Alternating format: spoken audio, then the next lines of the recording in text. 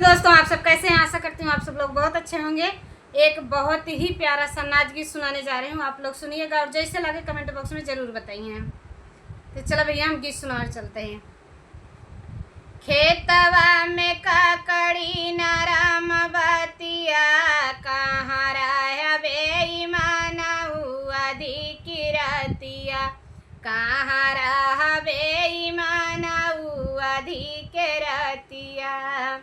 खेतवा में काकड़ी नरम बतिया, कहाँ रह बेईमान अधिक रतिया, कहाँ रह बेईमान अधिक रतिया।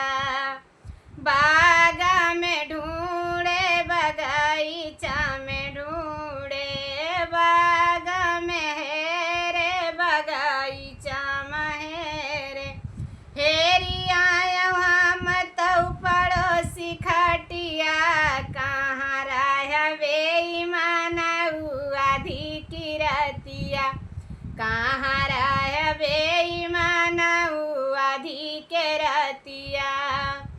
हेरी आया हम तो पड़ोसी खटिया, कहाँ रह बेईमान अधिक रतिया, कहाँ रह बेईमान अधिक रतिया।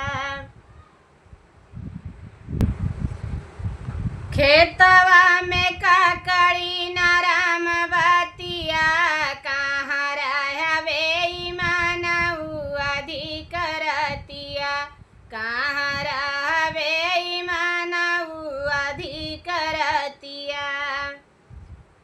घरवा महेरे घरवा महेरे, अंगनवा महेरे, घरवा महेरे अंगनवा महेरे, हेरी आए हम तो दुआरे खटिया, कहाँ रह बेईमान अधिक रतिया। हेरी आए हम तो दुआरे खटिया, कहाँ रह बेईमान अधिक रतिया, कहाँ रह बेईमान अधिक रतिया। खेतवा में काकड़ी नरम बतिया, कहाँ रह बेईमान अधिक रतिया, कहाँ रह बेईमान अधिक रतिया।